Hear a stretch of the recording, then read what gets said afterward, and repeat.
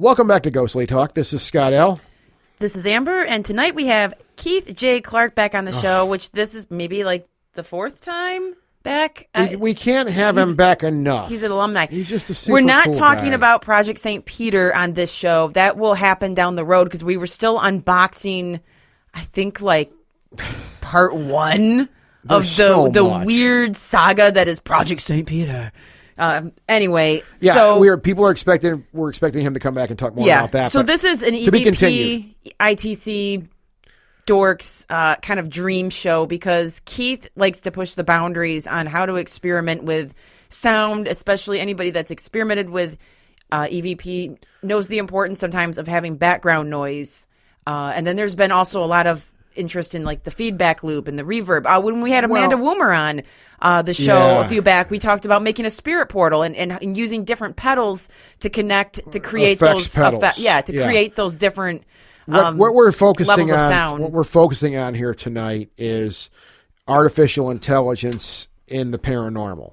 And how it's going to apply to the paranormal. Because Keith is using a program with the acronym CRISP that it's a new uses program artificial intelligence to modulate, I guess. To clean up background noise, and it's a product called CRISP that's out there. Okay, it interacts with programs like Zoom. Yeah, that we use tonight. Skype, whatever Zoom, Skype. I mean, Skype. I think is kind of old hat. Don't let them hear that from me. They'll sue me or something. But Zoom, that's what we're using tonight, and powerful little thing that you can use, and it's changing the game. And this stuff like CRISP is modulating and taking all that background noise out. That's a problem we still have with these things. And that's what's fun about if you are someone interested in the paranormal and the technology side of things. Yeah, it's fun when things come along and then paranormal people just kind of grab it and experiment with it and go, what can we do with this?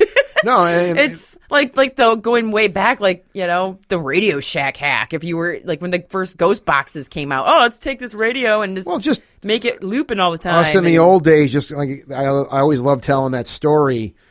Doug and I would go to flea markets and just buy up old junk little AM FM radios. We buy them up like 5 or 10 for like $5. These things were just like they were just giving them away basically, and we'd bring all this stuff back and we just plug all these or put batteries in them and we just sit there and make noise and record it.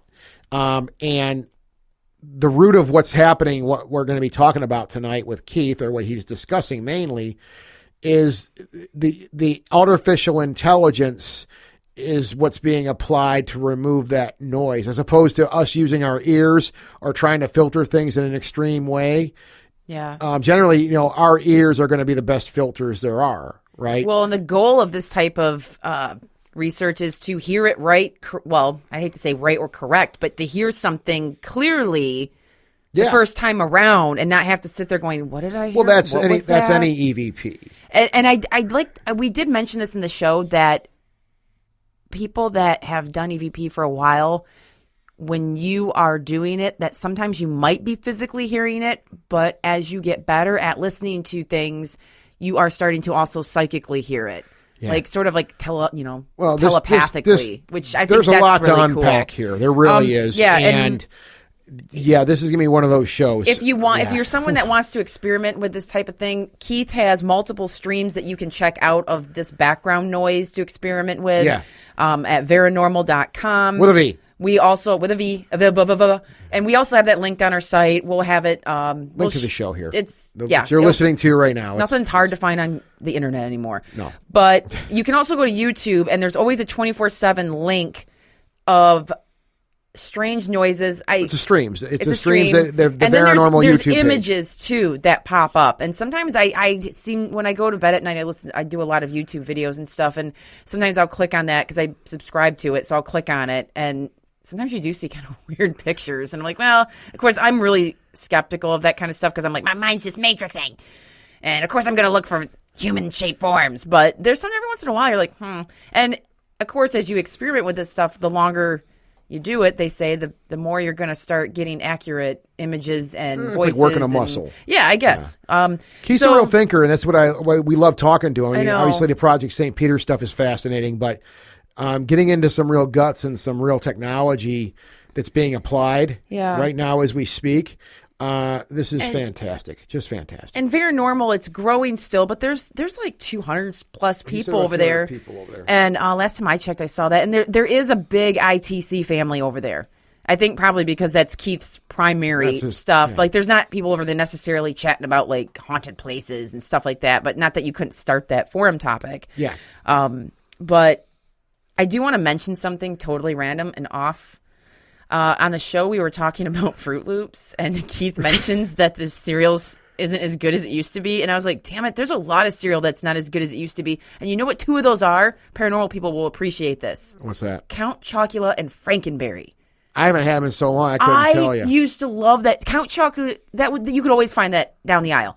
But Frankenberry and Boo Berry only came out seasonally and still do to this day, I think. So I would go get my box of Frankenberry and be so excited because it'd be so strawberry good. The milk turns into strawberry, and then I don't know, years ago, I got a box and it was just gross. It was just gross. I don't know what they did to it. I don't know who makes Bastards. it. General Mills, I hate you. Bring back the old Frankenberry. Bastards. My once-a-year treat. Bastards. So, yes, I hate when, like, good things that you grew up with just turn to crap suddenly because they either alter the ingredients or cheapen them or... Well, I think that happens a lot. Take out the sugar. Or your taste buds change, too, and it just doesn't look the same as it used to be. I swear to you, if you are someone out there that has had this problem with cereal, namely Frankenberry. We have a group we're putting together as a support system for all you people group. for the trauma you've experienced in your older lives. Yep. Being disappointed by food that you tried 10 years. You're not alone. Later. We're here to help you. Jesus Christ. There's a lot of candy bars and stuff that have been pulled from the shelves that I wish would come back. Bar None. Anyone remember Bar None? Do they still make whatchamacallit? Yes. That's like the greatest thing ever. If they pull that, I will weep. That really is. That is a good candy bar. That thing just never disappointed ever. And I don't think that has changed too much in flavor. No, that thing is never. I want one right now. God, why did I say that? I got those little Hershey nuggets. Okay, yeah. Maybe that will work. I'll have to eat about 40 of those. All right. Well, sorry to change the subject, but I just had to mention that. That was sorry to shift the show. Yeah, well, Let's learn a little bit about Keith before we get in a into nutshell, this. Keith is the creator of ITC Bridge and iDigital Medium websites. He's devoted to furthering knowledge of life after death and communication with spirit. And he is developing the Metascience Foundation again and starting to preserve a lot of those materials. Yeah. So that's going to happen if you were someone that was familiar with George Meeks and that whole thing. Yeah. He's just all around cool dude. I know you've said this before, Amber, and I'm going to say it especially about tonight. You said how relaxing Keith is to talk to. Isn't he? He's so mellow. And I really felt very relaxed. Soothing. Yeah, it was very... I find myself doing this show, and it's one of my growth areas still to this day, is I found myself, like, I will speak too fast sometimes. I'll just... I start to talk fast. I get excited. I do that too, though. But now Keith, I feel very relaxed. I don't feel like we have to fill space. We can just kind of just talk, and that's what we do here. So, yeah, I really, really, really enjoyed talking to Keith again, and I know you did too, Amber. Yep. So enjoy our conversation about artificial intelligence in the paranormal with Keith J. Clark.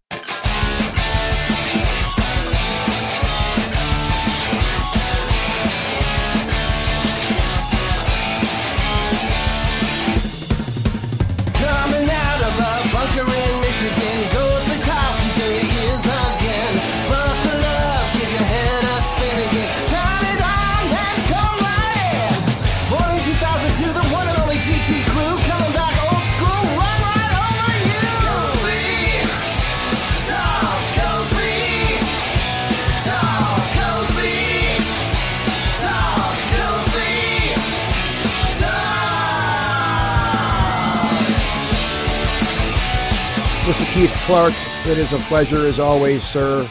And I want to thank you for taking some time to come talk to us again. How are you tonight, sir? I'm good. How are you guys? It's always a pleasure to be here. Thank you for having me back. We're chugging along here. Yeah. Just hanging in there. Yeah, I mean, it's the weekly. I'm sorry. Well, every show we do, the Rona comes up, and we're just chugging through that, and we're trying to enjoy what we're doing here, and that's pretty much it. being in the house a lot of the time. But yeah, that's pretty much the year we've had. I think we're all kind of in that boat. But I think, I don't know, I'm wondering what you maybe think about that before we get into the meat of our conversation tonight. I think things are starting to get a little bit better now. What do you think, Keith? Well, I live in Florida, so I went to the gym today with my mask, and I looked around, and I was the only one. So, yeah, because they got a little bit of an answer. They got rid of their mask mandate a while ago, didn't they? I think it was really recent. I mean, restaurants and stuff still require it, but it's still a funny thing. I don't care what state you're in, and I mean, I've read articles on this that I find absolutely hysterical, and I think I've been to a restaurant twice in the last year and a half. And you walk in with your mask on. You walk through the restaurant with your mask on. You sit down at the table. You take your mask off. And then you open your mouth. Yeah, it's like, shove stuff in. What's the point? It just seems... It don't make a whole lot of sense. Whatever. Maybe with like the distance thing, but still, you're in a closed space. And I think the more they've understood about this virus, the more they're like, yeah, if you're just in the building with people who have it, like you're screwed. I think at least here in Michigan, I should have invested in tent sales. Because everywhere I drive now, every restaurant I drive by, they have these gigantic tents. I should have gotten the tent rental business because I probably would have been a millionaire by now. And good point. Yeah, I thought about that. Thinking ahead. Yeah, who would have thunk it, But yeah, again, Keith, thanks for spending some time with us here tonight, and we always appreciate it. And we got a cool topic. Yeah, I love this. You really artificial intelligence and the paranormal. Because artificial intelligence is starting to really kind of AI and automation, improve. AI and automation and things like that. I mean, I've mentioned this before on the show. I may have mentioned it to you too, Keith. I mean, AI and automation, they're big pieces of where our society's going. I'm thankful that I work in that stuff. I get to see kind of some of the stuff coming off the ground, and I can't really overstate the importance of it. For better or for worse, I'll say too. Right? Definitely. But AI especially, it's a huge part of what's happening, how we interact, how we're going to be doing things down the road. And I will say I was positively blindsided when you sent your notes over for the show. So, and with that, I mean, yeah, you're good at driving these things, and we love to have you drive this. And that's what we want. We want you to, I mean, I'm sure we're all going to have something to say here, but this is yours, man. We're going to give you the seat here, and I just want to hear all about this. And I guess we got some, from what I understand now, we have some exhibits here too. We're going to hear some stuff, which is super cool. And we're on Zoom for this one, and we're using Zoom. I mean, Ghostly Talk, we don't move too quick. As much as I think we do, we're not the most fast-moving show when it comes to technology, but we've used it a few times, and I'm finding the great power, and this is a really great thing. Well, some of our this guests... isn't a commercial for Zoom either. It's just, this is pretty cool. So we're gonna be using the full power of Zoom here. So Keith, it's all yours, man. I really want to hear about artificial intelligence and the paranormal, sir. Thank you, Scott and Amber. It's good to be back. Yes. Today's topic, I'm extremely excited about. And that's why I had to put the Project St. Peter stuff on the back. And I said, we could talk about that later, because something even more interesting is artificial intelligence. So during this radio show, we are going to listen to live paranormal voices from artificial intelligence, live directly from the ethereal realms, or wherever you want to call it, into your living room. And it's not a ghost box. In fact, it's basically artificial intelligence is taking white noise, and in combination with the noise reduction techniques we already had, as soon as we found out this was available for average, ordinary people and did not require a mega computer, we had to do it. And now we have 3 streams. So first, I'd just like to say that artificial intelligence, what is it? Yeah. I can't give a very good explanation. I would say it's sort of the umbrella for computers making our lives easier, right? In an intelligent manner. So they're learning from mistakes. They're learning from whatever we tell them to learn. And so in this case, giving a little bit of history, we created a couple of us got together in November in 2019. As myself, another fellow named Michael Lee. And then we added a German colleague, and we continued, and now we're at 7 or 8 people with knowledges in various disciplines. My specialty is just noise reduction. Don't have any degrees or anything behind me. Mine's just mostly intuition and a long time, 15 years of listening to white noise and gibberish. Yeah. And so Michael Lee has professional experience using artificial intelligence. More specifically, one of his areas is machine learning. So, I can't give a textbook definition on that either. I would just say it's exactly what it sounds like. The machines are learning. And so what he's been doing since a year and a half ago now is we've been listening to spirit voices coming from inside computers privately. And basically he has an AI model that he gives it, he trains it on human voice in different ways, and to try to help it to understand what's human voice. Now, he's been doing that for a long time. We'll play a couple of those samples in a minute. The one problem we had was his software required an NVIDIA video card. I don't know if you guys have known, but all the people that did Bitcoin and all the data mining. Yeah. For cryptocurrency. I got a colleague at work. He built one of those big machines. Standing next to it's like barbecue, and most of them use NVIDIA chipsets. So we needed a video card to run Michael's software, basically. Yeah. So a year and a half goes by. He's running it. We're trying to run it off our old processors, and it's croaking every 20 minutes. And we're like, we can never stream this. So we kept pressing forward with it. He revised his code over time, and we started to notice in early 2020 that he was getting some really good samples, and it sounded like basically a bunch of people talking. So your voice would come in, my voice would come in, and it would just keep going back and forth. And he also does, I think he would classify it as astral travel, or he's aware of the mind portion of this type of communication. So he spends a certain amount of time meditating. And so the clips we got from Michael's, we call it ML, short for machine learning, because we didn't want to type that every time we save a file.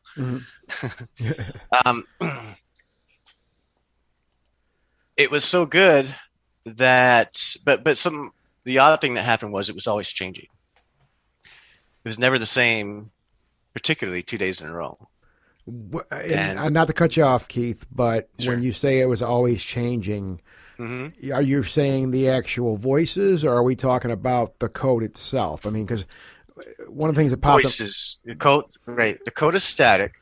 Good. And so it's running in the computer, and it's going in cycles, like cycle. Right. You can actually hear it when it first starts up. It goes tick, tick, tick, tick, tick, tick, tick, tick, and then it goes blah, blah, blah, blah, blah, blah, blah, blah, blah, blah. Right. And I'm going to cut to the short point of the story. We are finding that meditating changes the results live in real time, because one person will listen and they'll hear this, another person will record and they'll hear that. Sometimes we record and we all sort of agree, but somehow the experimenter, as we mentioned this before, is having a live effect on that experiment, and you can hear it live. And so the challenge here was, well, that's great. Our private group can hear these voices, but how does it help everybody else, right? So first we put up a stream. It's been up for about maybe 3 months. Our website, it's a lot of work. We haven't quite filled in all the information on all the streams yet, because it requires typing and desk work. Yeah. Something that it's hard for me to do after, I do that during the day with my physical condition. Yeah. But essentially, we have a live machine learning stream available for anybody to listen to already. It's been up for 2 months. We went through all these different, first you break it in, right? You basically burn it in. You leave it running. How long can it run? Is it going to shut down on me? Stuff like that. Well, if it's newer hardware, there's always a burn in too. Yeah. And is Windows 10 going to do updates even though I told it not to? God, yeah. Everybody gets that. And so that's been running. And now all of a sudden, a month and a half ago, actually 2 months ago, Michael, again, one of our team members, Michael Lee, he says, oh, there's this other artificial intelligence product out there. It's called CRISP, KRISP. And so we said, okay. And I made a mental note, let me check that out. And so now you'll find this interesting. CRISP is a company that sells basically noise reduction for meetings, Zoom, WebEx, Skype. This is what they do. In fact, during this entire show so far, I'm speaking directly through my microphone, and it's being live filtered using artificial intelligence. At the same time, it's also filtering spirit people voices on the same computer on a separate virtual audio. Wow. Yeah, Chris, HD voice with echo and noise cancellation. I'm looking at their site right now. Pretty cool. Exactly. And so I chose the yearly option, and I got it for, I think it was $36. I said, hey, this is great. And so we said, let's fire up a stream. And so we fired up a stream, and it became apparent that this is going to be good. This is going to be good. It's a game changer, not just for us, because that site is not for technical people. That site is for everyone. And so they have plans. I think it's $5 a month, or I always do yearly. And we're going to have like a referral link because so our nonprofit can make money, stuff like that. Yeah. Or reap some benefits if this really takes off like we think it's going to. But the short version is artificial intelligence and noise reduction is now becoming available to the average person at a low cost, which we did not think was possible before. Because the issue was, okay, great, we need a graphics card. Are we going to sell $4,000 computers? No. And so it's now attainable. Now, we actually ran into a problem. And some of the other guys are having this because they just don't work with virtual audio and routing and stuff like that as much as I tend to. The problem is the artificial intelligence does its job so well. If you don't get the noise or a sound just right, it'll blank it all out. Because if it's too close to being white noise, it thinks it's all noise. I think it's noise. If it's too close to being a human voice, well, we haven't had that yet. But essentially, turn of a knob a little bit one way or the other results in either nothing or a voice breaking through. And now think about how this is magnified. What we're saying is anybody's computer now, at least Windows, actually they have it for Mac too. When we figure out here very soon, anybody in the world will be able to filter white noise or anything else for paranormal voices without recording, without playing back, without water in the background, all that different stuff. So we are just now breaking into that age. And I wanted to break it on your radio show since you guys have been so good to us. And this is this is probably the first time paranormal voices will be streamed through the internet live using artificial intelligence. Well, we really appreciate the opportunity you're giving us, Keith. Thank you. It is a real honor to have that. And thinking about this as you're explaining this and just processing it through my gray matter, what you're saying really does kind of, it goes back to what I said before, AI and automation, right? I can say firsthand, I've done plenty of EVP research. Far from an expert, never will be an expert, but that was a lot of the challenge we had 15, 20 years ago, was sitting down with a bunch of audio that we captured, usually with some type of noise source that we're talking about. And the challenge was sitting there and listening very close and using our minds to filter out and hear something. And as we know, sometimes that could be, you could matrix things too with your mind and hear things that may not be there. Who knows, right? There's a lot to that. Yes. So to have a piece of automation, a piece of AI that can do that work for us and literally in real time clear that up, that is, to me, a game changer when it comes to sitting down and researching this stuff, taking a piece well, in your case, a stream, something live, right? Which is even cooler. I'm just talking about taking a piece of audio you took from the night before and sitting down with it and reviewing it. You're doing this real time, live, which really is pretty astounding. It's super cool. So there's a lot to unpack with this, and our kitty cat is talking to us. I don't know if you heard her. I did. I don't want to filter him out. He's awesome. But there's a lot to unpack here, as we said. And this is getting really technical too, which is what I love. This is the stuff I think we all, you and me and a lot of people that listen to this show probably are, they're in technical fields. So seeing code being applied, new technologies being applied to this type of research, it's pretty humbling, I have to say. It's really cool. So I'm going to shut up. And I emailed Chris because I'm thinking, well, wait a minute. If this can be applied, to paranormal field, and it's affordable, then it could create them a lot of business. So I created a support ticket, put it in. They didn't know what I was talking about. I didn't even go into spirit voices. I just said the word paranormal, and I just got, thank you. Have you solved your problem today? Something like that. But I will try maybe to see. So I've been trying for a long time to get the courage up to make videos, because not just to make the videos, but to do all the steps required to make them well. Yeah. Instead of, just me standing in front of the computer for an hour. Hey, you guys want to watch me? Which is what I did in the past. Yeah. And so the first video is going to be Chris, artificial intelligence. And we're going to do our best to make sure it goes worldwide. Now, the challenge before was I use VST hosts, plugins, which is like if you wanted to make music and you downloaded Fruity Loops or maybe the other big name ones out there like Logic, stuff like that. Yeah. You could buy a plugin, for example, to be like a really cool synthesizer. Yeah. And so you just plop it in the program, and then when you play your keyboard, it sounds like whatever that program was. So it's software. Yeah. And so I've been using that since that type of noise filtering since about 2006 or 2007. Back then they were using forensic software to try to do that. Mm-hmm. And there's a program called DC Live that would do it live. But it wasn't that great.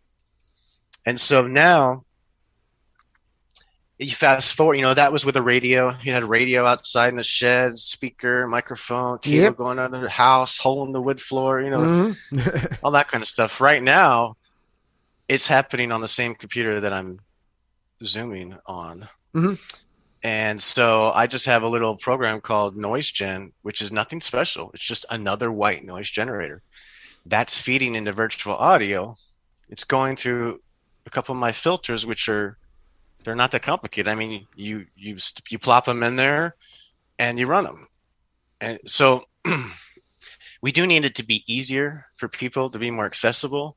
Somehow we need to figure out how to bundle something that is a simple download and double click, right? Yeah. And easy button. Button. Basically. Yeah. So we're not quite there yet, but we intend on starting with this. First, we'll show what can be done. We'll do some the goal of every video is to be 3 minutes or less, if that tells you anything. Yeah. So, and we're going to try to start sharing all the things that we've done, or the different knowledge of the various members of the team that is kind of, it's private and it hasn't really gotten out there, because we've learned a lot. And what we've learned is this technology will get us to a certain point. However, what's going to happen if you sit with your copy at home, I sit with my copy, we both have the same settings, and I meditate and voices come through clear? What does that imply? It implies there's something about your energy field that may have the ability to bring that through. Sure. And so without further ado, I think I would just like to stop right now, because in physical mediumship, seances, for those of you that have ever heard of a seance, it's a real thing, but it's based on energy. And so right now it's 23 minutes after the hour. When I've done seances and when I meditate, I've noticed that between 11 to 12 minutes in to 20 minutes in is when the energy may tend to peak. It'll peak because my energy has peaked. See? And so there are actually people out there right now on every Wednesday and throughout various circles in the world having seances through Zoom. And instead of doing that at the moment, I'm just going to flick a button here and you're going to listen to people in spirit that I promised 45 minutes ago who have been waiting for this time. And how long do you guys think we could do it? 60 seconds or 120 seconds? I could do it longer. We can go. I mean, it's really what you want. We can go as long as you like. If we let's do 120 seconds. Let's do 120 if that's cool. Okay, it is. So, and this is going to sound strange, and I just wanted to convey some of the metaphysical aspects of this. So right before our interview, of course, I'm looking at, do I have the sound files prepared? Do I have the notes? If I talk, will it appear? Stuff like that. But as I looked at the stream, I looked at it and I realized after all this time now, the most important thing I could do to make this stream work well was to meditate, not touch any buttons. A person can focus and meditate and change the outcome live. And that's what we're going to ask them to do right now. So you're about to hear a live, real-time, artificial intelligence noise reduction of a standalone program that does nothing but generate white noise. In fact, here, I'll show you the white noise first. Sure. This is what we are going to reduce. This is the source.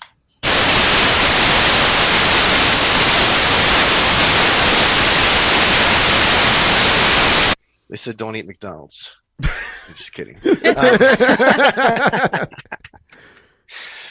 Let's see. So now you're going to hear that. And we are going to listen into them. And it is literally a live connection, real time, between the energy of the people around me here in the room and wherever else, parallel universes all together, talking directly to you. So there's going to be some shouting, there's going to be some mumbling, and I'm going to shut up now. So it's there to 2 minutes. Here we go. All right.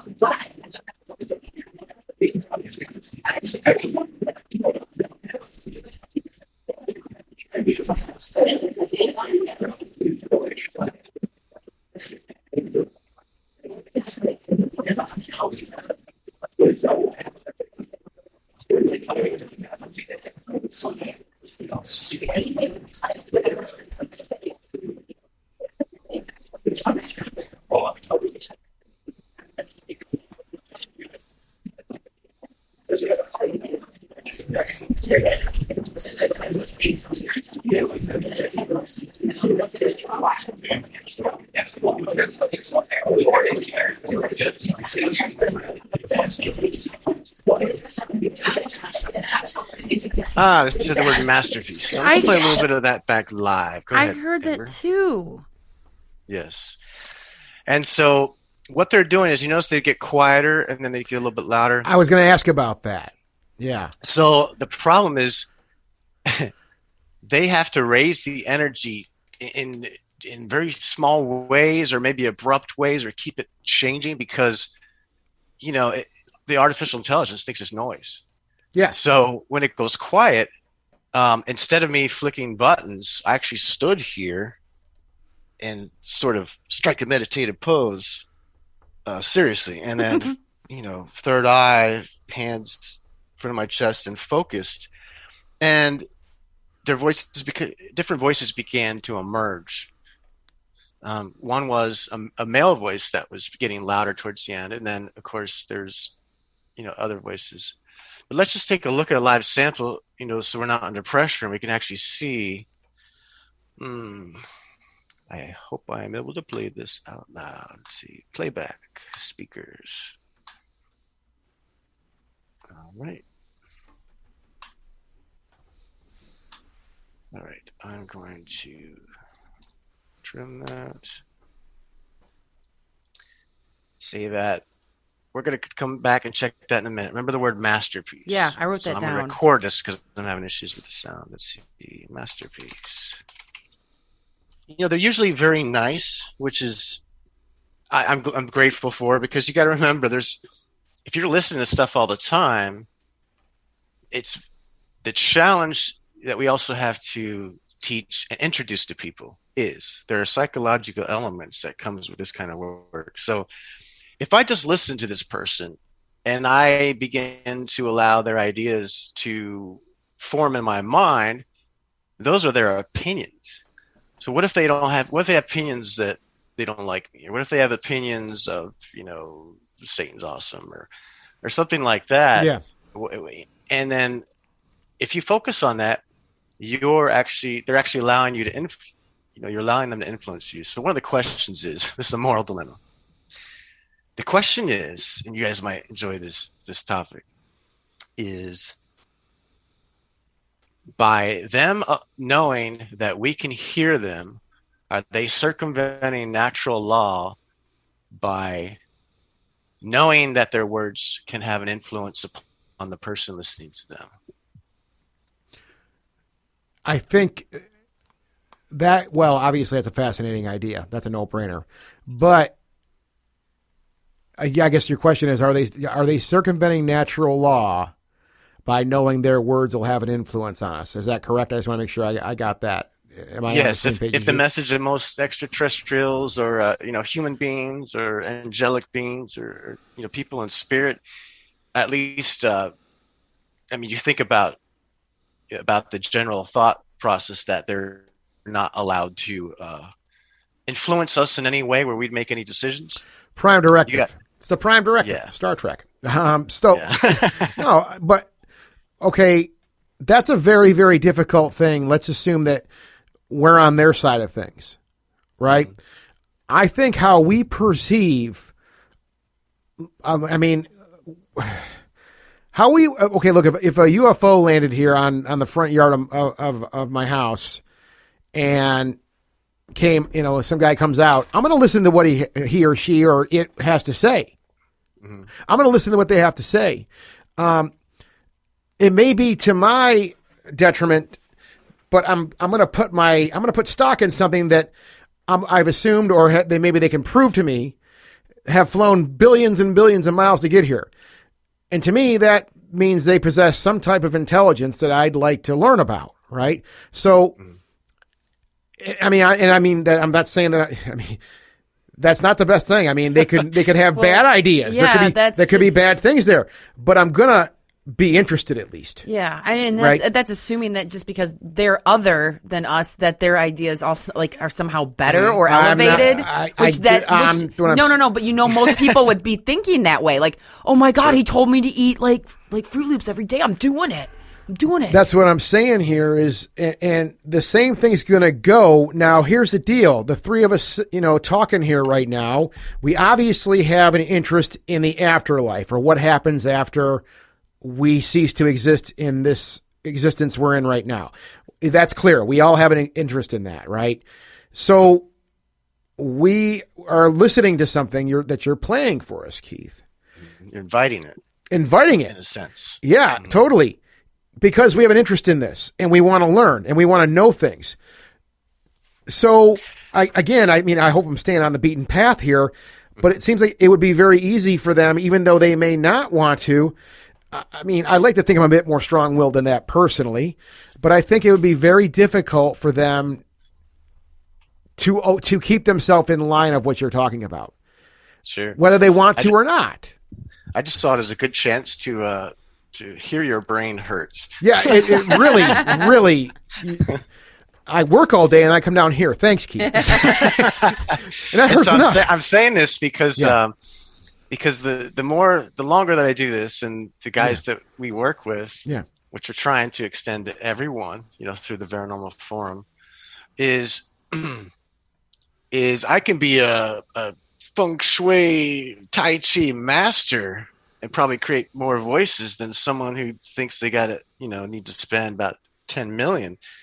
Meaning the two are starting to combine. We've just crossed the threshold to where it's clear, it'll become clear very, very soon, that it's a bunch of people talking, we're listening to them, and we're making that energy connection possible. So it's no longer, and getting into the weeds about, is there life after death? How many universes? How many planets? Are you human? Stuff like that. I really don't know, and me personally, I don't necessarily care. I just want to figure out, how does this work? How can we make it better? And how do we share that experience with more people? So basically, we're becoming robots ourselves. We're using robot tools. Next thing you know, it'll be a little implant behind our ear. We can all walk around without our smartphones and be listening to spirit people. Now, that doesn't mean they're necessarily going to be able to guide us, which means there's a big moral responsibility to make them aware of the dangers of their own mind when they step into, their acid trip, which is literally just listening to white noise. It's you against your mind. Yeah. Well, and that's the other part of this, Keith, is, again, we have this interest. We all do.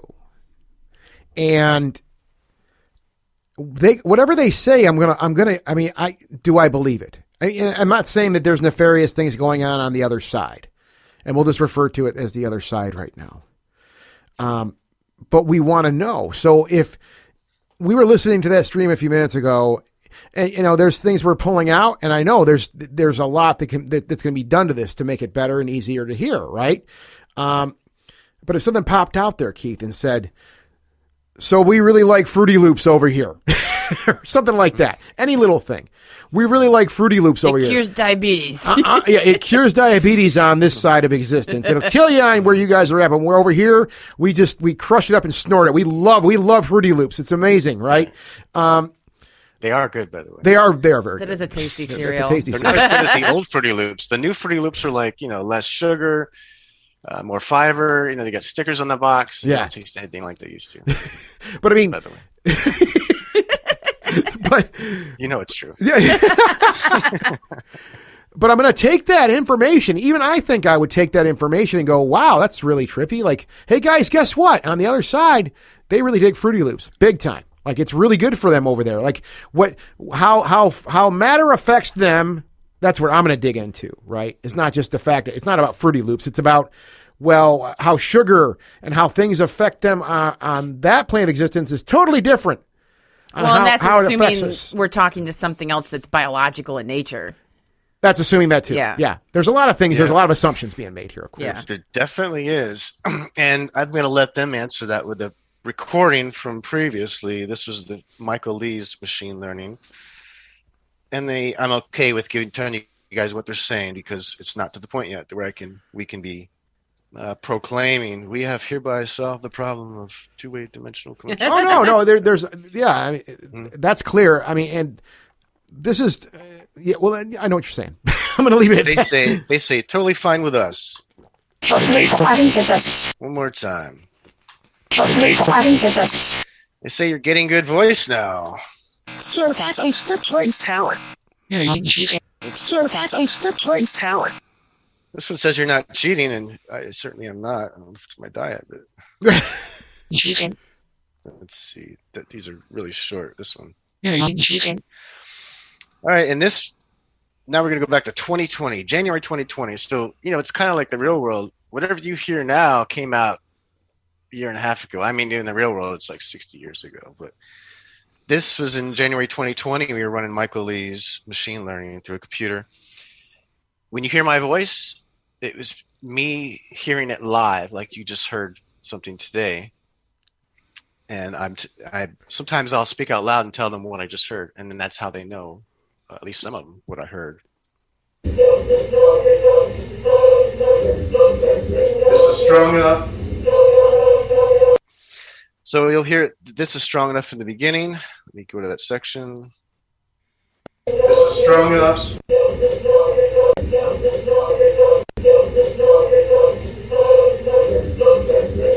And here you can hear part of a sentence in here. They say, "Oh, this is something that," and then I, say this is strong enough. So I heard it real time. We'll play it and one more time. This is strong enough. And this next one, they say, talking to the speaker, it has a signal. So this is someone in spirit telling someone else, hey, here's how it works. Go ahead, talk to the thing. And to the speaker, it has a signal. And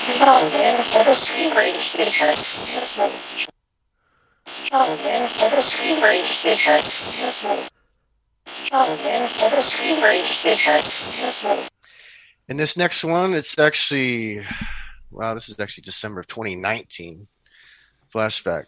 And this one, again, keep in mind that I indicated we're not sure, we can't prove it yet, but focusing on the streams does have a live effect.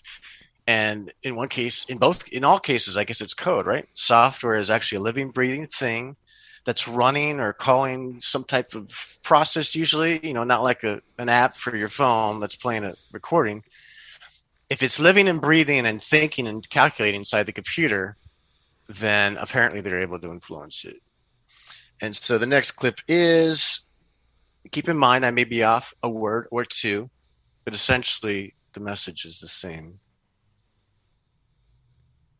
This sounds like you may think of a popular person, Tesla. He taught spirits to talk.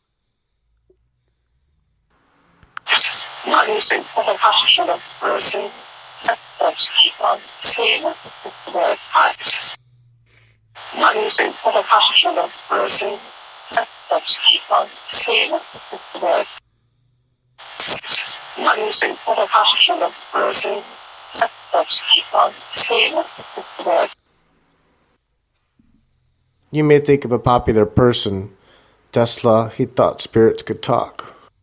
And so, the challenge with these is some words can be similar. There's a lot of words. It's not yet perfect. And so now we're going to go forward in time. This one's good because it demonstrates to everyone that people in spirit are not in some, backwoods space up somewhere. They're very well aware of Facebook, social media, everything that we do, even though they use funny terminology like inventions and creations and masterpieces and symphonies, and they use all kinds of interesting, colorful terminology. This one, they indicate that this helps Facebook, or that Facebook is clearly involved. Okay. This was December of 2020. This helps Facebook. All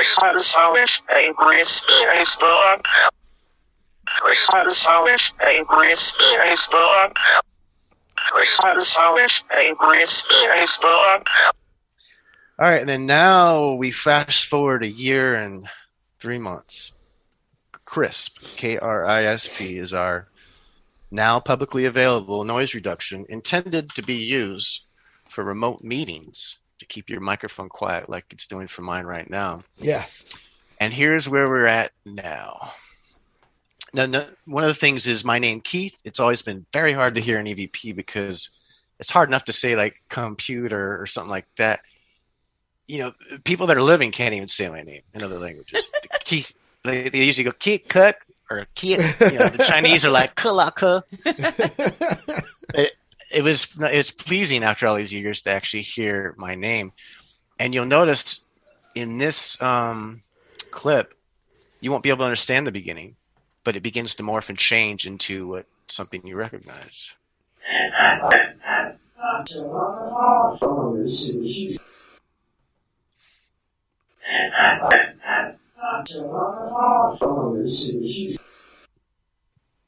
I like it because at the end they begin to say my name. Yeah, I was going to say it's on the tail end of the audio. Mm-hmm. All right, here's another one recently.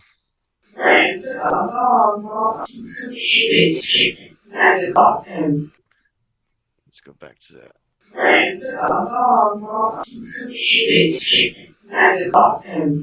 That one's actually still Michael Lee's. It's a recent Michael Lee's. So this is the one running on the big bad computer. And interesting thing I forgot to mention, we began to notice with Michael's code that you would think it's doing noise reduction, right? Well, if you feed it audio, like white noise, just static, yeah, and you stop it, it begins looping. And each time it loops, the voice becomes a little clearer and a little clearer and a little clearer. And it can keep running like that for 30 minutes, an hour, whatever. And it begins to grow, sort of like if somebody puts their microphone and faces a speaker, it begins to grow on itself, and they change it live inside the computer. And so that's an interesting aspect. So now we're going to hang on. A couple more. Before we move forward here, I want to talk about that for a second. So okay, what you're saying is we put on the white noise, you hear something, and it starts to go more or less into a round robin. It starts to loop, like you said, right? We began to find that. I mean, I want to get this straight. Michael's machine learning was creating. It was enabling the creation of voices by spirit people rather than performing noise reduction. Okay. To some degree. Okay. To some degree. So, and this would loop. That. Now, well, I guess the reason I stopped there is the software is responsible for that. The AI. Correct? I think that's what you just said was the software was responsible for that, correct? Well, I'm always continuing to reiterate it's a combo. So this is a hybrid. We're already hybrids. We just don't know it yet. We've got computers doing some of the work. We got our minds tuning the computers. That's going to be proven to be a fact. Our mind is changing variables with energy inside the computer. We're going to be able to measure it. And the technology is enabling us to hear the output of that is really what it is. So the computer is just it's just like a speaker, really. It's a speaker. And now, there's some interesting questions. Are we hearing voices? Or are we hearing people's thoughts? Are we hearing our thoughts? And I guess context is key there. It depends on what they say. And as you listen to them over a period of time, you get a better feeling for what they're saying. But, something that I've learned that we're becoming more and more confident in is that everybody has always heard EVP partially psychically. Now, I know that sounds crazy. I'm saying that everybody that has practiced EVP for long periods of time has, at one point or another, heard audio that they thought was just with their ears. It was also with their mind. What I was thinking about that, Keith, about the looping, and I mean, I'm just throwing this out there, right?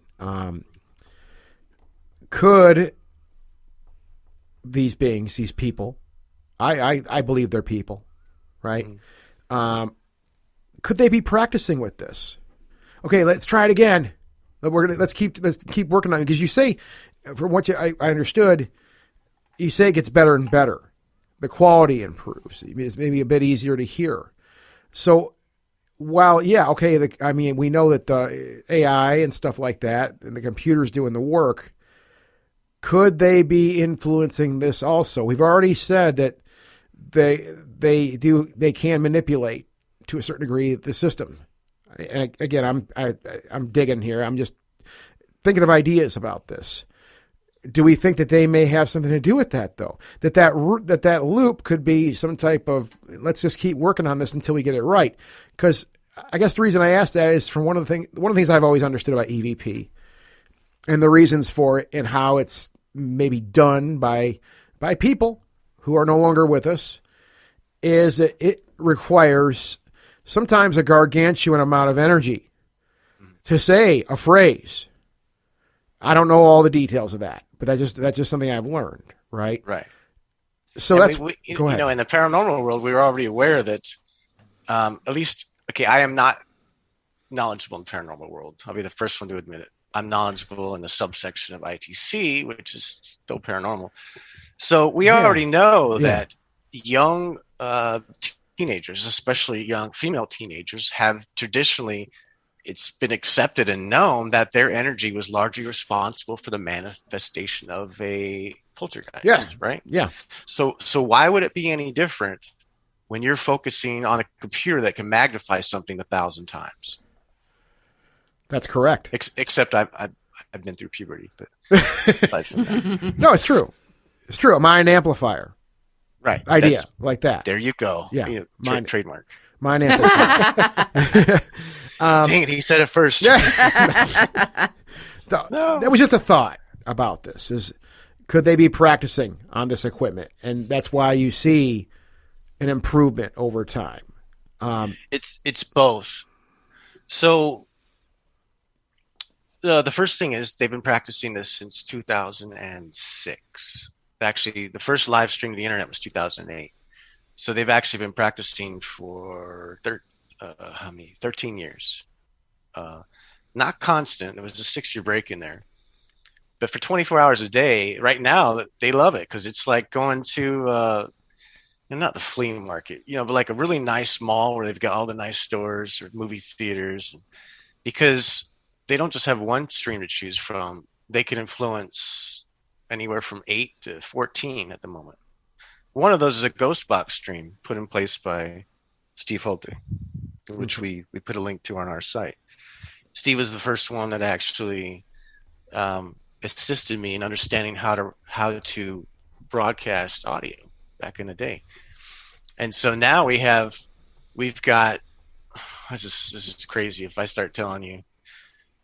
We've got one stream, it's a radio. I have it sounding like a robot voice. They're practicing on that. The second stream is a device made from Germany. It's just a simple Radiva diode stuck in a box. That's plugged into a computer, and we haven't used artificial intelligence on that yet. But that's what was streaming to our live YouTube stream 24 hours a day previously. We've got stream 3, which is it's actually an overlapping of human vocal tract. Like the way our voices sound, we understand them because we've been taught to. So that experiment is if we give them the basic essential functions of a voice without intelligence in it, scramble it, will they make intelligence out of it?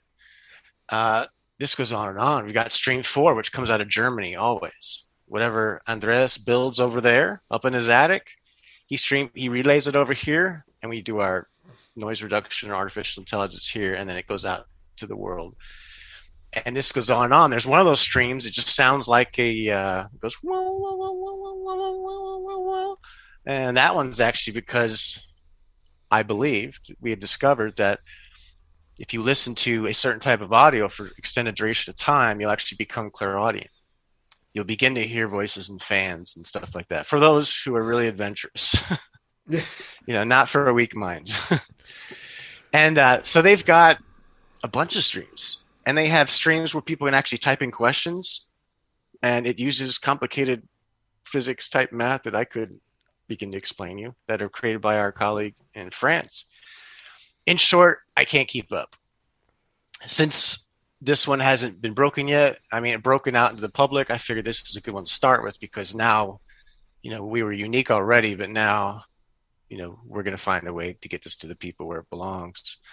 Now, I am aware of one person on a YouTube channel, my colleague showed me, they were using artificial intelligence of some type I don't think they were doing it live, but they got the essence of it. They were playing white noise out through a speaker, and then it was coming back in.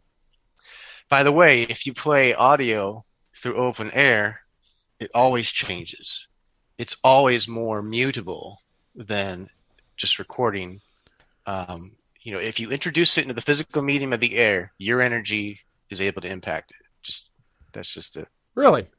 cliff note. Yes, always. I mean, what about physical properties though? Too, it seems like because generally when you're creating audio, and I mean traditionally, creating sound was more or less pushing air, right? It was pushing air itself, and I mean, for small devices, even today, like our phones that seem to be getting louder and more clear and better every time you get a new phone, it's still the same principle, I think. You've got to push some kind of air to create sound, right?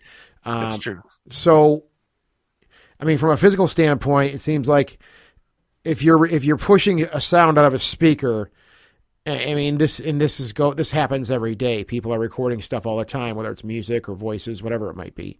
There's a lot of complications with that. I mean, and I don't want to go too far down this rabbit hole, but I think a lot of recording techniques and engineers, people that, music and stuff like that, which is something I'm interested in. One of the things that I think happens a lot more now is people want to record signals direct to a board, for example, mixing board, for example. They want to cut out the middle person, let's say. They want, which is the sound source that pushes the air, right? Because and this is the reason I bring this up is once you push a signal through a speaker, you're pushing air, and then you're trying to capture that sound now. But to me, the air works as a middle person also. It's going to alter that sound. It does. I actually have a bell jar that was one of my very wasteful purchases. Back like 6-7 years ago, I decided I had to spend $500 to get this thing to create a freaking vacuum.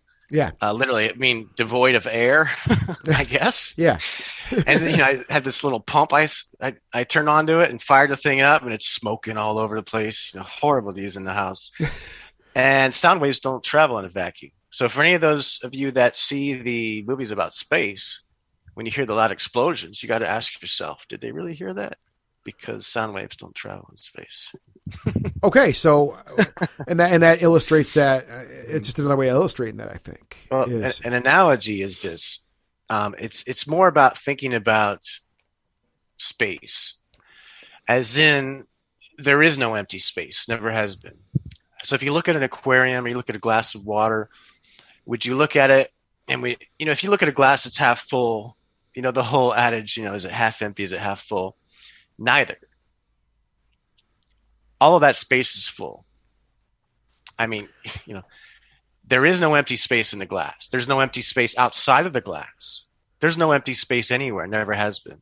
So when you project your energy into whatever's in front of you, it's not empty.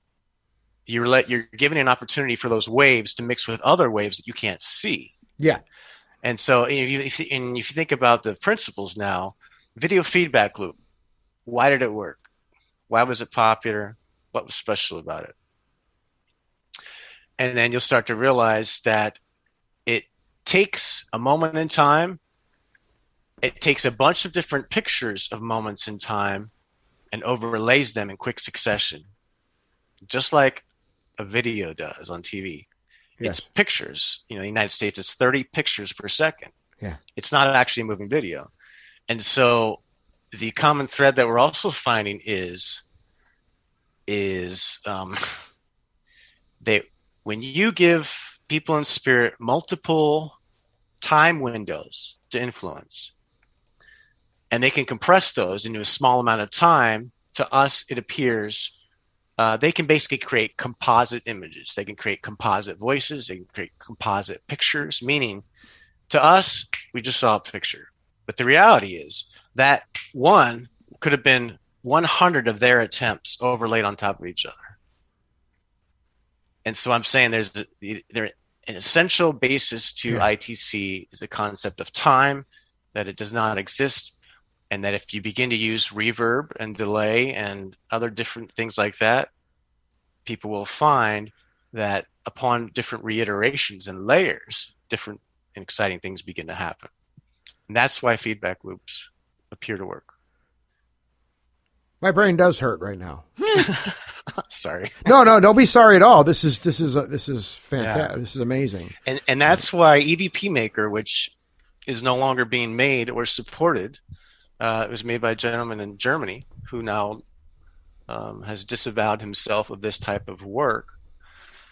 EVP Maker would take fragments of sound and it would chop it up into little pieces. But it also had a function in there to overlap some of those pieces on top of each other.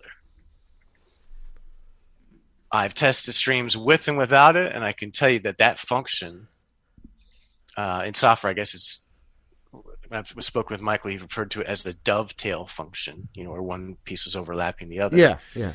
Is where the magic happens.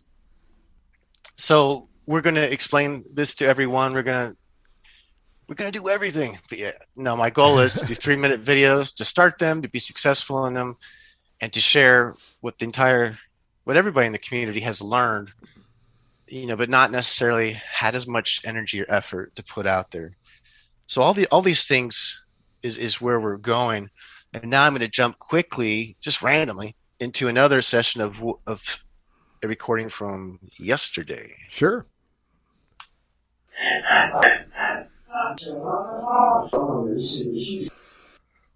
That's not it. It'll be this one.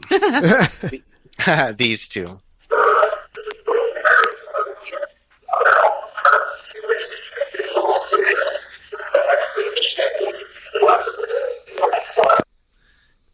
And here's another one. These both say open air because I label them that way, and because they change in open air, especially if you're influencing them.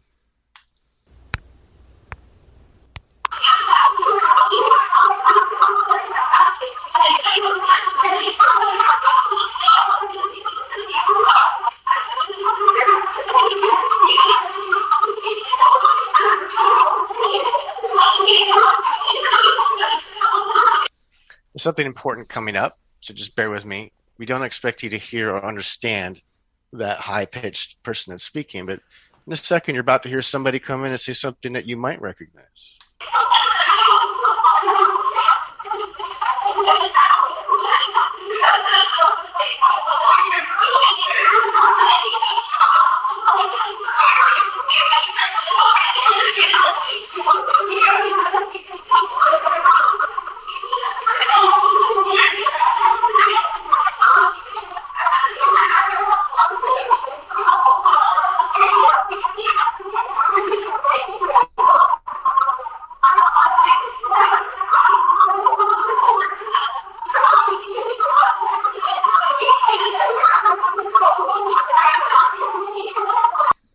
That's not the clip. Okay. That's all right. You'll see what I mean here in a second. But yeah, you can see that the voices change and they shift and they vary. It's a living, breathing thing that always changes. And we're going to button this up right here with the last clip for the evening. All right.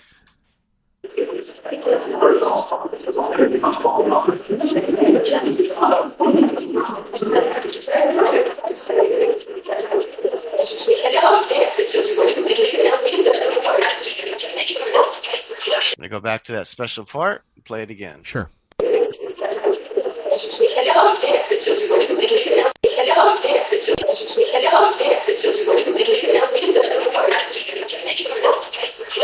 That was our hello there. It just kind of just abruptly broke in. Like it just kind of broke into the stream. So I think what happens is, remember, since the artificial intelligence, it's always adjusting. Yeah. If somebody's talking and the system's like, okay, we're processing, and you come in and you're like, hey, you're like photobombing, basically. You come in and you rise above the noise. Yeah. And then I think that's what that person did. They're like, hello there. And then who knows what else they said. But they certainly are very well-meaning. They are excited. And all the voices sound excited to me. I mean, I don't understand everything. But the mood, the energy I get off that, and it's not energy. Like I'm as psychic as this microphone I'm talking into right now, but they all seem energetic. Let's put it that way. Very. The voices. And they do tend to talk fast too. I mean, with Michael Lee's machine learning, we actually had to slow him. I had to slow him down 80% just to hear them because it's too much for me to process. Well, that goes back to what I was saying before, though, Keith. And it's something that I picked up over the years from several people that, again, it can sometimes take a gargantuan amount of energy to push out a voice like this. And the idea is they're trying to cram as much as they can into a short time. Mm-hmm. They call it speed reading. Radio producers, they do the speed read type stuff. They try to crank out as much as they can to fit it into 30 seconds, so to say, on the radio. And it's the same idea, I think, applied here. It's just my idea about that, what I've heard and read, that's why they're speaking so fast, is they want to get as much information out there as they can in a short amount of time. It's like if you're, you can tell I'm a little bit excited right now, and when I get into it, I tend to maybe mush my words too fast or talk like that. But it's like being at a coffee table. Everybody's had too much coffee, and they're all trying to get that next sentence in before the next person won't shut up. Yeah. Let's talk about Paranormal. Oh, go ahead. I'm sorry. Go ahead. You guys want to check out the real quick the masterpiece? See if we hear it. Yeah. Sure. Yeah. Our recording from Yes. 27 minutes after. Let's go ahead and play it.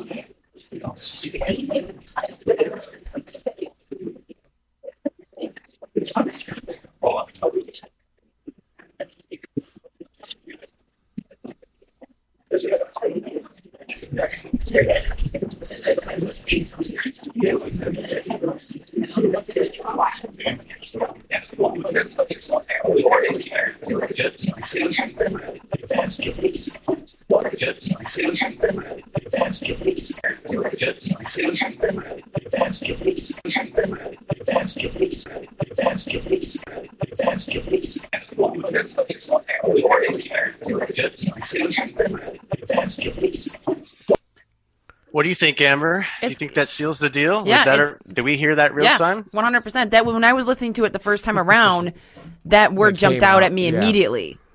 I mean, it's so clear. I'm not sure if I understand. It sounds like there's something before that being said, but that one is just.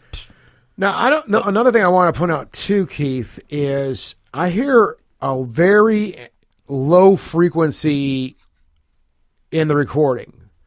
And what I mean by that is I'm talking like a bass hum, very low frequency. I don't know if you're aware of that or if that's an artifact we're getting over the wire. I don't know, but is it something you've heard yourself? I have in the past. Well, actually, one of my, I don't know all the people. There's so many people. Every time I hear a name, I repeat it back to them. After a while, I've heard so many names, I can't remember them all. But one of my people that work with me in spirit has a deep voice. And so in this clip, I hear people chattering excitedly, and then somebody says something, and then he says, hopefully. And then they're like, well, how about we do this or that? And he goes, and then that's when he started to give us full sentence. And it wasn't coming through. It was like, okay, people, what we need to do is, we can do this masterpiece. And then that's basically what he was doing. So there was multiple people speaking. Yeah. He just happened to be able to come through at that point. But they are coordinated. They did hope that would excite somebody, because we've just demonstrated in a live broadcast that we can hear them live. And so it's baby steps. Hopefully we'll be able to talk to them one day. Now, if we figure out how we can tune just one voice, now we're really getting into territory. But for now, I think a masterpiece is a good way to end that conversation, because they succeeded this evening. Fascinating. Absolutely fascinating. Let's talk about Paranormal for a second. All right. What's So, going on the site so far? Go ahead.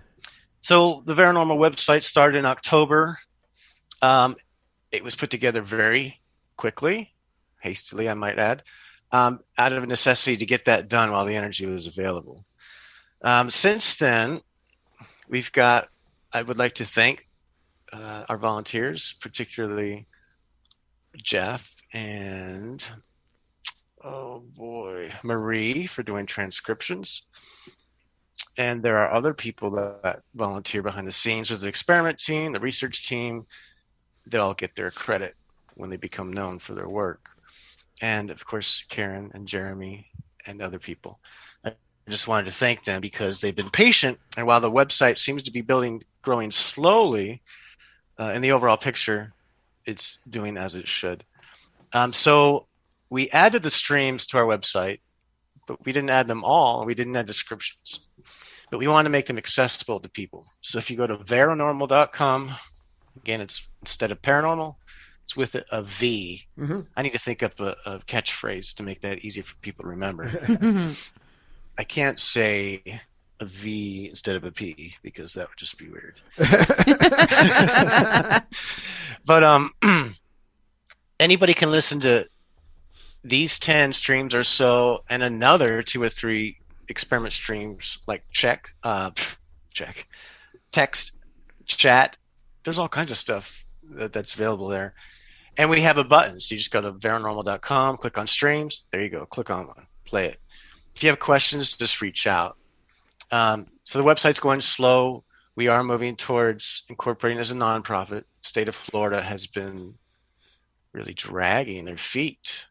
I don't know what happened, but as soon as that is completed, we're going to do our IRS nonprofit filing, which is the hard one. And that's the one where we get to allow people to donate so that we can keep all these efforts running. Yeah.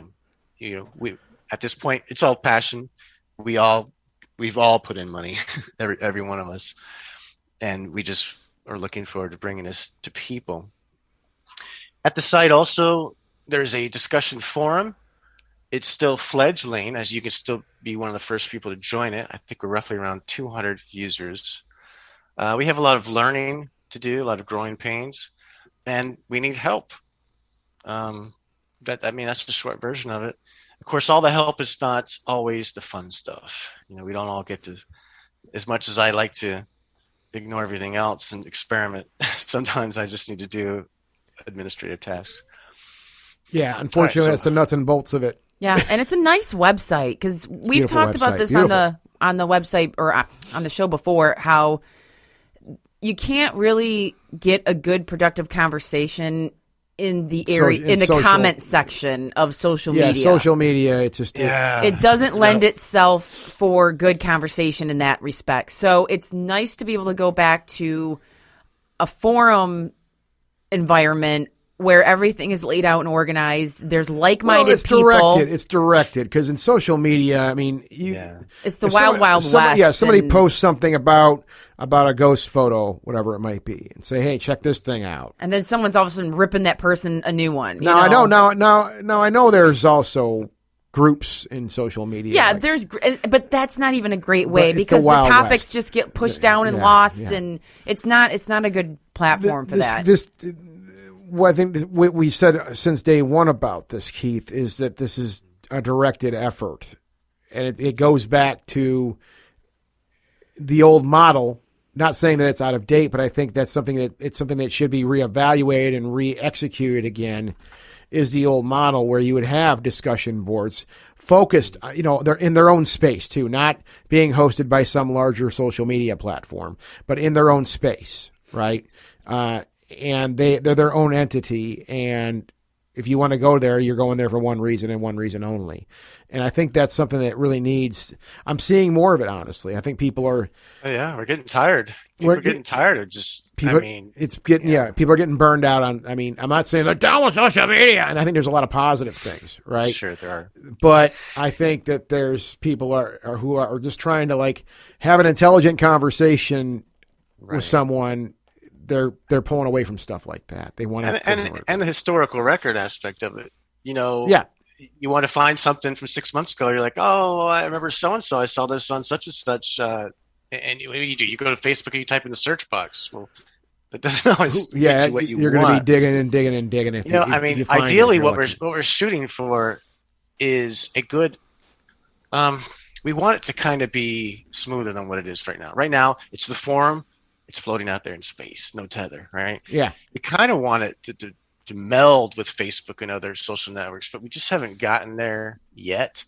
We want to be able to create content on the forum and just share it back to Facebook, so then you can get more people that may or may not want to actually click on it and go talk to you. Yeah. But it's more about historical records. So for anybody that doesn't know, the site, yeah, it looks okay. It's got some things to be improved. But the important thing with this model is, as long as we pay the bill, it runs. Yeah. It's not going to break. It's commercialized. It's the infrastructure's. It's not me running it off of GoDaddy and WordPress. Yeah. It's this own proprietary thing that has evolved out of that industry that actually, they've got a couple shortcomings, but overall, it's very impressive. I mean, the amount of admin work it takes to run a site like this is not like it used to be, where you had to go install Dreamweaver and all that.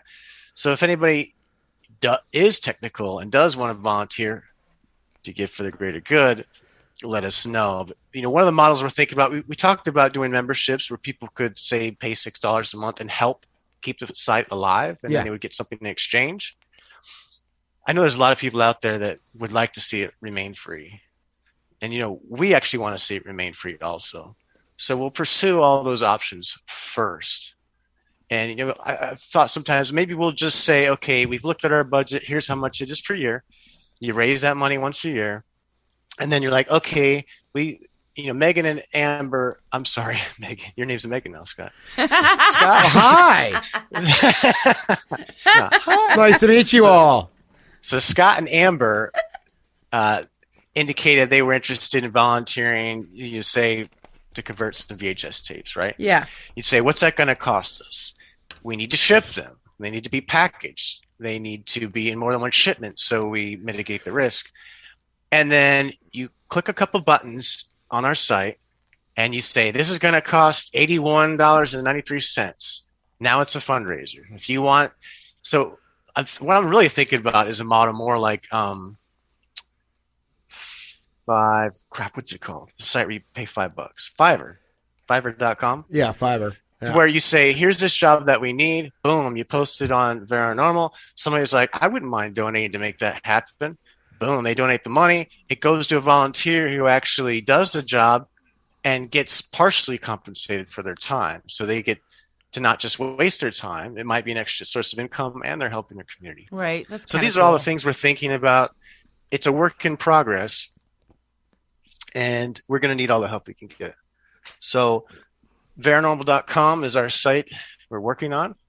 We will be a nonprofit corporation. We've already gone much too far to stop on that. And if you want to watch our live stream, it's also at YouTube, Paranormal. One of our streams is actually live video. So you can focus to help make the faces appear in computer code and per the noise while listening to the same artificial intelligence that we just streamed to you. You can listen to them right now live, 24 hours a day on your phone. Well, of course. YouTube. Go ahead. Sorry, I didn't mean to interrupt you. And thank you. Yeah. No, we're going to make sure we have all that stuff linked up on the page. Well, and Paranormal's linked on Ghostly Talk already. Yeah, so if you can't remember the name for whatever reason, just go to the ghostlytalk.com and scroll down, and there it is. Click on the right link. There. And we're going to, of course, make it sure it's going to be part of this post when the show goes up this week. And yeah, Keith, can't thank you enough. I'm usually a little fatigued because it's late in the day when we record this show, but I'm wiped right now, which means my brain has been working in overdrive, which is good. And so I thank you for that. This has really been just amazing to talk about this subject. And I'm really, really excited to see where this goes, because this is something it's something I think I can identify with. It's stuff that I really work in. I think we work in as far as technology is concerned. So I understand the practical application of it and how it works and the potential it has. So I really think this is something that it's going to be very interesting to see. And I think I want to point this out too, is the accessibility of it now too. I think it's something the point you really drove home also, Keith, but I want to drive that point home even further, is the accessibility this will have even further down the road. That it won't, I think a lot of people will be able to work on this if they find it interesting to do. Wouldn't you agree? I would agree, and thank you very much. You guys have been very gracious. So for this artificial intelligence, stay tuned. Yeah. You'll know when you start to see it, because I'm pretty sure people will share it. And we're not quite there yet to where we can just give you one button fix, but we're going to do our best. And the more word we put out, the more people will contribute. And I'm certain that they'll be sending emails telling me there's a better way to do it. So thank you very much for the experience here this evening. And the people in spirit, thank you for that new opportunity. First time ever, live, real time voice where everybody understood it. Ghostly Talk! Version 3.0. Damn, I never sounded so good.